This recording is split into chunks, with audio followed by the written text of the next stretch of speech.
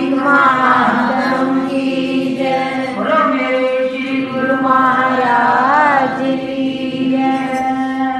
बोलो नगरी निवासी भगवान की बोलो जय। विष्णु भगवान भगवान की जय। बोलो कार्तिक महात्म की जय। पर क्या कथा। बोलो कृष्ण भगवान भगवान की जय। भगवान श्री कृष्ण बोले, प्राचीन काल में उज्जैन में एक महापापी और दुरात्मा गणेश्वर नाम का ब्राह्मण रहता था। रस, चमड़ा, कम्बल आदि का व्यापार करता था। वैश्यगामी, मदपान, बुरे कर्म किया करता था। रात दिन पाप में रत रहता था। इसलिए वो व्यापार में नगर नगर घूमता रहता था। एक दिन महिषमतीपुरी में जो राजा महिष ने बसाई थी, राजा के नाम से विख्यात था, उस नगरी के पास पाप नाशनी पुण्यकारिणी भगवती नर्मदा बहती थी। उस नदी के किनारे देश देशांतर से आए यात्री कार्तिक व्रत करने को कुछ दिन के लिए ठहरा करते थे।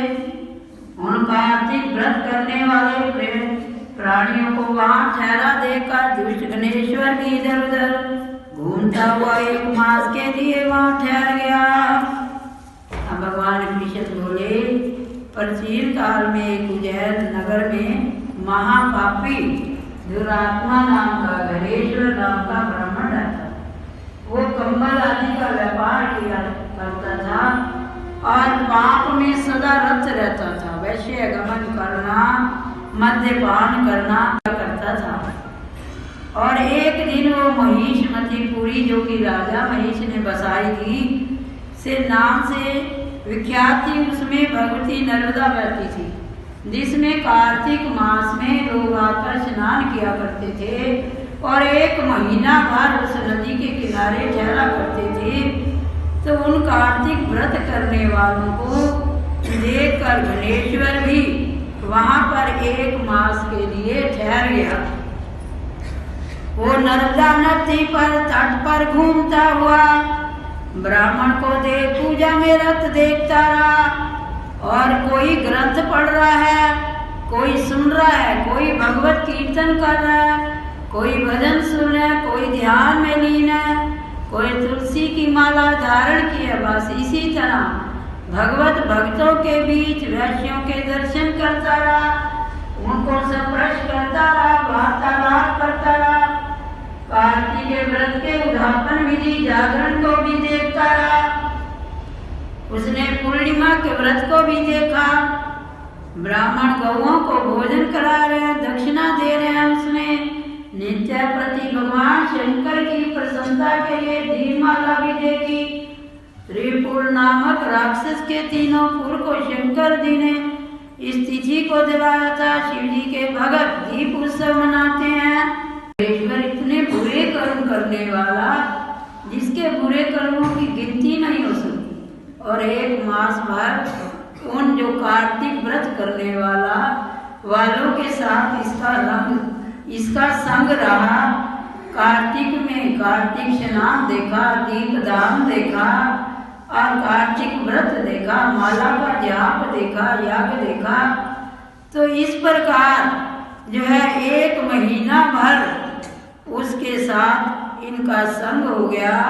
तो एक दिन इधर उधर घूम रहा था, काले सांप ने डस लिया, भूमि पर गिर पड़ा। उसकी दशा देखकर दयालु भक्तों ने चारों ओर से घेर लिया। मुंह में तुलसी दल मिश्रित जल के छींटे देने लगे। उसके प्राण निकले। यमदूत उसे बांधकर कोड़ों से मारते हुए यमपुरी में ले गए। उसे देखकर चित्रगुप्त ने यम से कहा, इसने बाल्यकाल से लेकर आज तक बुरे कर्म किए, इसके जीवन में पुण्य तो लेश मात्र भी दिखाई नहीं देता। यदि मैं पूरा 1 वर्ष आपको सुनाता रहूं तो भी पापों की सूची इसकी समाप्त नहीं हो सकती। ये महापापी है, मदरा पान करने वाला है। मदरा पान करने वाला घोर नरक में जाता है, इसीलिए इसे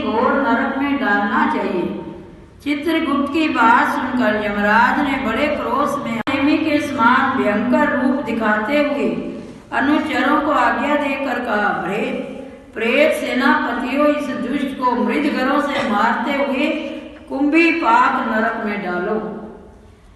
सेनापतियों ने मृदगरों से उसका सिर फोड़ते हुए कुंभी पाक नरक में ले जाकर खोलते हुए तेल के कड़ाहों में डाल दिया। प्रेत सेनापतियों ने जो ही तेल के कड़ाहों में फेंका, लपटपाती हुई आग अपने आप ठंडी हो गई। जिस प्रकार प्रहलाद को अगर खंबे से लगाने से जो है वो खंबा जो ठंडा ठार हो गया था, ये विचित्र घटना देखकर प्रेत सेनापतियों ने यमराज के पास जाकर हाल कहा।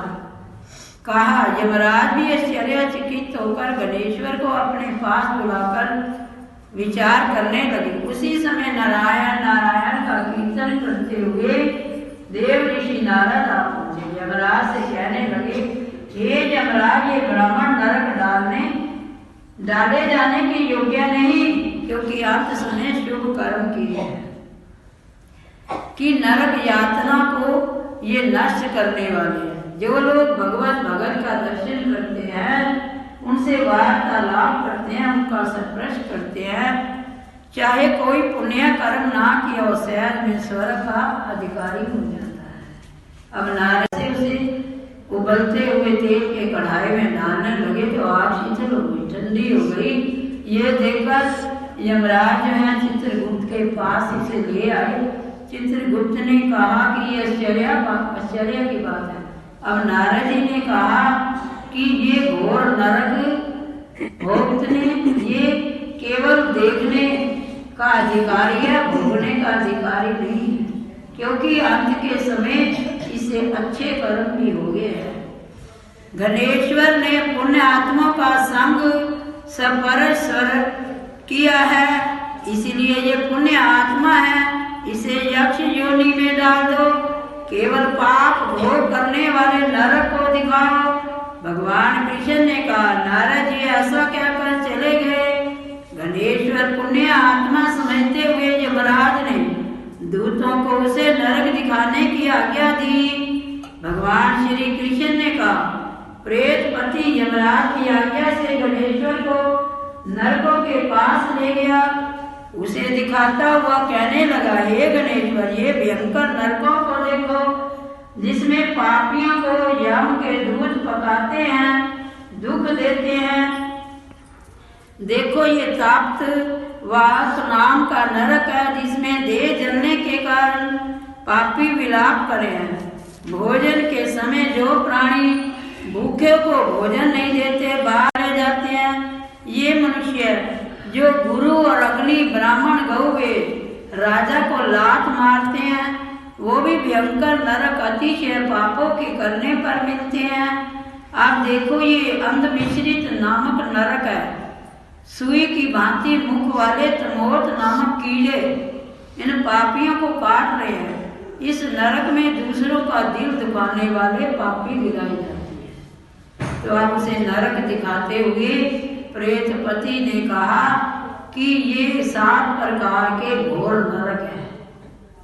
कुंभी पाक नरक, ये तो देखने से ही देखा भी नहीं जाता। अंत मिश्रित दूसरों का जो दिल दुखाता है, तो उसे इस अंत मिश्रित नामक घोर नरक में डाला जाता है। तीसरा कारके नामक भयंकर नरक है। इसमें भी पापी चीरे जाते हैं। असीम मत्रवाण, ये भी 6 प्रकार के, जो किसी स्त्री और पुत्र का वियोग करवा देता है। प्राणियों को इस कढ़ाई में डाला जाता है। प्रियजनों का विछोह कराने वाले मनुष्य भी असीम मत्र नामक नरक में तलवार की धार से काटे जाते हैं। कुछ भेड़ियों के डार से भाग जाते हैं। कहते हैं इंसान कर्म करता हुआ डरता नहीं, आज काली का पहरा है। पर कहते हैं कि अब किसी आपस में प्यार है, मित्र मित्र का प्यार है, तो उसका भी कभी आपस में वियोग नहीं करवाना चाहिए। हो सके तो मिलाप करो, अच्छे कर्म करो। जो गुरुमुख होते हैं वो अच्छे कर्म करते हैं। गुरुमुखों के लक्षण ही यही है कि जहाँ बैठो वहाँ अच्छी सोबत में बैठो, जहाँ आपके गुरु महाराज जी की कोई महिमा गाने वाला हो, कोई अच्छी बात करने वाला हो, जहाँ जो गलत बातें करने निंदा करने उसके पास कभी मत बैठो, क्योंकि ये भी गुरुमुख के लक्षण है। आज इंसान निंदा चुगली में इतना चस्का लेता है कि भाई शायद मुझे फिर टाइम मिले ना मिले आज इसकी बातें सुन ली। नहीं, आप सुन रहे हो कार्तिक महात्म, तो उसकी जैसे सुन रहे हो उस पर चलना भी शुरू करो। ये अर्गल चौथा अर्गल नाम का घोर नरक है। इसमें पापी लोग तरह तरह के चलाते हुए इधर उधर भाग रहे हैं। ये भी 6 प्रकार के हैं। ऊर्शार्मिक नाम 5वां नरक है। अंगारों की भांति कष्ट देने वाले बड़े बड़े कांटे लगे हुए हैं। ये भी 6 प्रकार के हैं। पर स्त्री गमन करने वाले प्राणी इस घोर नरक में डाले जाते हैं। और उल्वण नाम का 6वां नरक है, जिसमें सिर नीचे और पापियों को उस पीप के भरे हुए में सिर नीचे और टांगे ऊपर करके है। जो लोग मांस खाते हैं और मदिरा पीते हैं, दूसरों की निंदा करते हैं, चुगली करते हैं, उनको इस घोर नरक में डाला जाता है। देख लो ये लोग किस तरह से चिल्ला रहे हैं, दुर्गंध आ रही है। 7वां कुंभी पाक नरक, ये बहुत ही भयंकर है। हे ब्राह्मण, इसमें महापातकी लोगों को पकाया जाता है। इस नरक में हजारों वर्ष तक यातना भोगनी पड़ती है। यही घोर नरक है। इच्छा रहित जो पाप किए जाते हैं वो सूखे, और जो बिना इच्छा के किए जाते हैं वो आदर कहलाते हैं। इस प्रकार शुष्क आदर वेदों में ये 2 प्रकार के होते हैं। इनके अतिरिक्त और भी पृथक पृथक 84 प्रकार के पाप हैं। अपकृण, मलिनीकरण, जगकरीन, उपाय, अति पाप, महापाप, ये 7 प्रकार के हैं। जो जीव जैसा कर्म करता है इन 7 नरकों में अपने कर्मों के अनुसार पकाए जाते हैं। तुम्हारा चूंकि कार्तिक व्रत करने वाले प्रभु भक्तों से मेल जोड़ रहा है, इसके पुण्य प्रभाव से तुम्हारी नरक यात्रा दूर हो गई है। भगवान कृष्ण ने कहा, इस प्रकार प्रेतपति ने गणेश्वर को सब प्रकार के नरक दिखाने के बाद यक्ष लोक में ले जाकर वहां का राजा बना दिया। वहां पर उसका नाम धनअक्ष का सेवन बन गया। बाद में महर्षि विश्वामित्र उसके नाम से तीर्थ बनाया गया। हे राजन, कार्तिक मास का व्रत महाफलदाता है। इसके बराबर कोई दूसरा पुण्य कर्म नहीं। जो कोई इस व्रत करता है, व्रत करने वालों के दर्शन भी करता है, उसे मुक्ति मिलती है। बोलो विष्णु भगवान की